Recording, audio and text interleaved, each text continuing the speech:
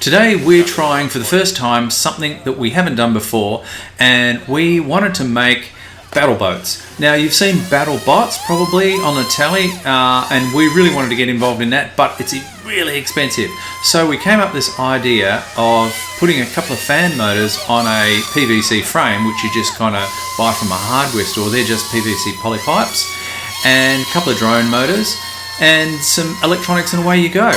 Now, first run, mine was the one with the car body on it, and Kevin's is the much lighter, faster one that's sort of running rings around mine. See how fast that's going. I had a bit of trouble. Kev, to be fair, probably had already had a go at this, but I think I'd made mine too heavy, and the front end was digging in. So I made some mods, you'll see that later on. But the idea of this was that we could put together a bit of a kit. Kevin and his website, rcsmokers.com, is going to get some kits together, and if you want to build your own, you can give it a go. So if you want to email Kevin on his website, do that. In the meantime, enjoy this. This is not the last time we're going to do this. We did a whole bunch of tug of war videos, and we're going to make a few different versions of these and have battle boats, which is our version of that. We've also got a much bigger rescue ramp boat. We want to do jumps over it, that sort of stuff. So the idea was that we would have a couple of different categories. We were going to use the ramp to do sort of mid-air jumps, maybe some sort of death match, which was what this would be if my boat was working properly. And maybe even a tug of war, like a tug of water, perhaps, I don't know. But, happy to have your input. I'd put your comments below, see what you reckon. Are you interested? Do you want to have a go at it yourself? That sort of stuff. And we will make some more videos on how to put them together if that's something that you guys want to do. But yeah, this is a first run, just a bit of a trial to see, will it work? Can we do it? Traditionally, airboats only have one motor and a rudder, and they're just made out of one sort of flat bit of material. They don't normally have rails like this. So it was just something a little bit different. And you can do other things like put on ducted fan motors if you want to spend the extra money. I have got a couple of ducted fan motors which I've put on the ramp, which is our ramp and recovery boat as well. It's the bottom of it shaped like the letter H. So the idea is if we need to go and recover something that slipped or whatever, we'll drive the whole ramp over the top of the boat and bring it back. Might have a net underneath or something. We haven't quite figured all this out yet. We're doing it on the fly a little bit. You see Kevin's electronics flap has come up there. I've put my electronics in a lunchbox just because it seals and that sort of thing. But look, gotta say, Kevin's managed to save a lot of weight on his. You can see that, right? His is actually zinging along really fast because it's so light. And he might have wound his ESC up a little bit more than me. I don't know. I'm going to find out. So this is what happened, or what mine looked like when I modded it. Now you see I've actually bent the rails up front and rear so it can reverse and go forward. Still probably a little bit on the heavy side. I've got that car body on there. They're pool noodles inside that are taped up there. My pool noodles were a little bit second-hand and a little bit porous, and were more like sponges than noodles. But as a trial, great toy. Really loved it. Went a treat. Lots of people watched it, stood by, and what a really great little cheap way to have a lot of fun. Yeah, there you go. Look at that, cranking backwards. Yeah, okay. So let's see how it's built. Okay guys, this is a sneak look at our DIY fan boat. Now, when I was a kid, I had a airboat, what else are they called? Swamp buggies, that sort of stuff. I made mine out of a 049cc nitro engine and a balsa wood kit. Now, we noticed a little while ago that drone motors have come a very long way, and fans in general, and thought about the possibility of actually recreating that style of boat but a little bit differently. And here it is. Now, with our help from our good friend Kev from RC Smokers, keep it sideways, keep it smoking. That's Kev's motto. He makes the smokers for the drift cars, amongst other things. He also does repair work if you're in the neighbourhood. So he has helped us get the electronics sorted for this, and this is basically the frame. Now, we made this from, let me get it for you, stuff that you can get from a hardware store, which is just PVC and glue. Doesn't really matter what size PVC you use, but we have gone with 15mm. I just read it there. So we've gone with 15mm. So inside here is 15mm PVC, and on the outside is a pool noodle, if you've got one. Pool noodles. What are pool noodles for? So pool noodles, if you're not familiar with them and they're not where you live, are hollow bits of foam like that, and they are basically aquatic toys. And if you are familiar with them, you would probably have been slapped in the back of the head with one by your brother and or sister or similar sort of relative slash friend. So what we've done, bit of 15mm, goes in the middle of there. We make the frame, and the goal of this is you can cut it and make it any size you want. So we could make bigger, longer, wider, and that's the creative part of it. So make it however you want, and then slide the pool noodle in for the flotation. Now, I've wrapped this one in tape, and you might be going, why did you do that? I did that because my pool noodles have been out in the sun for a bit too long. Didn't come out very well, did it?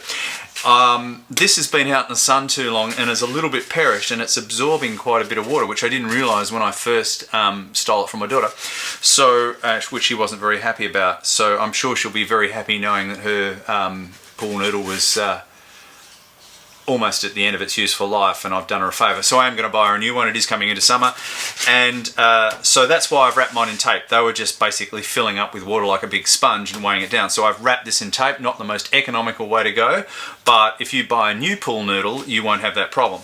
So all that aside, you make a frame, and in this case I've taken, oh, see there's still water coming out of this now. I've taken a lunchbox,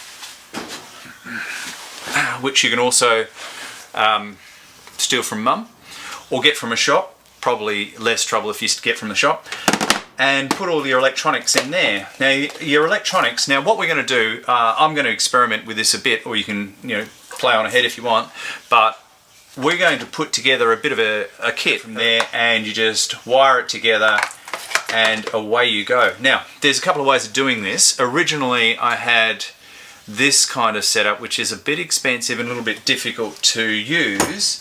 However, Tom said he didn't like the drone sort of plane slash whatever stick arrangement, and he would prefer to use one of these, which we've managed to do by purchasing in here, which is this little blue glob, and I'll get a close-up of this, a tank controller. Now a tank, I don't know if you've seen, are skid steer. So one track stays still and the other one drives, and to go the other way, that's how it works. And this is what we've got happening here. So basically, if I want to go to the right, that motor goes off and this motor stays on. I could have that motor go into reverse to get steering on a almost on a point, but I haven't done that, mainly because I haven't figured out how to. But look, I'll get there. And so now I've got a car remote, so I get full throttle by just giving it that, and both engines come on. And if I want to go right, I just turn to the right, one motor stops, the other one comes on, same the other way, and I have reverse. So basically I can drive this like I drive an RC car. Now the second good part about that is that these are really cheap, right? Well, relatively speaking, I don't know, it depends on your circumstances of course, but compared to that, we're talking $30, $40 versus about $100. So that is making things a lot cheaper. These engines come in at, depending on what your currency is and your freight and all that sort of stuff, but circa 10, 15 bucks plus the arm and the ESC. So you can probably build the electronics for this around about 100 bucks. Now the gold is that if you crash this or smash it into something and break it, you can just repair it. And if you're having a war with your friends, which is what we're going to do, we're going to have boat wars, they're really cheap to repair. Now we also have been experimenting, and this is a little bit more expensive.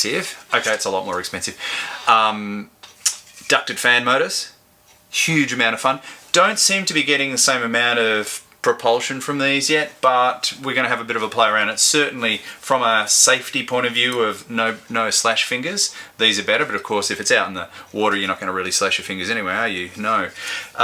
So, you know, safer, sound good, look good. These are certainly aesthetically more pleasing, but of course, you know, if you've wrapped everything in tape, we're probably not worried about that part yet. But the goal of this is that if you want to cut it, make it longer.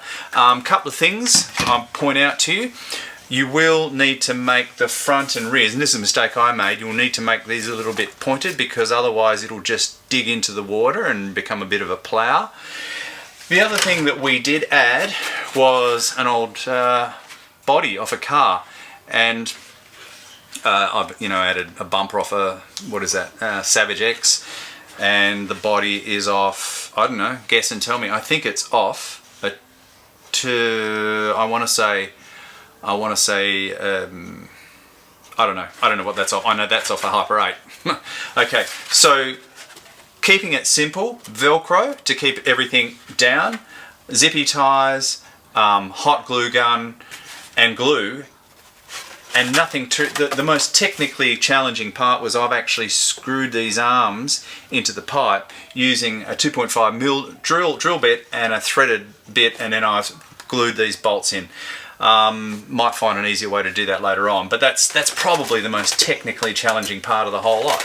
And then it's all waterproof and ready to go. So basically that's the deal.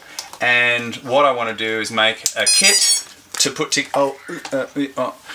never not turn the transmitter on first, right?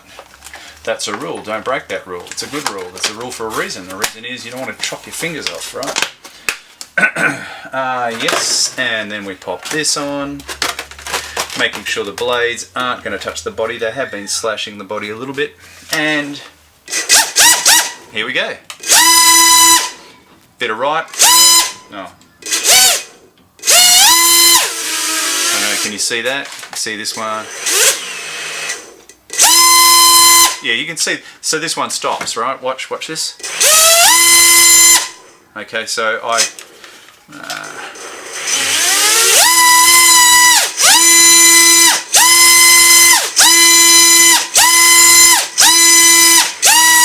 looks like I'm going to lose a sleeve there. Anyway, so you get the idea. Oh, and reverse.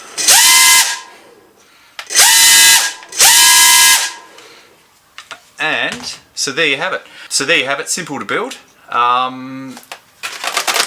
If you can wait, we will get a PDF together with a sheet and we'll put together a kit.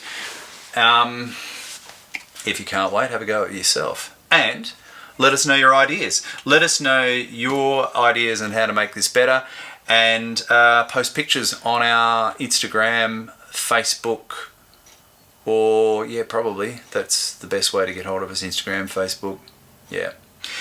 Or your own YouTube channel, and we'll link in. Okay, so bit of fun, certainly cheap bit of RCing, and highly modifiable. See you next time. Okay. Hey, don't forget to subscribe and watch these crazy videos too. Super fast, awesome.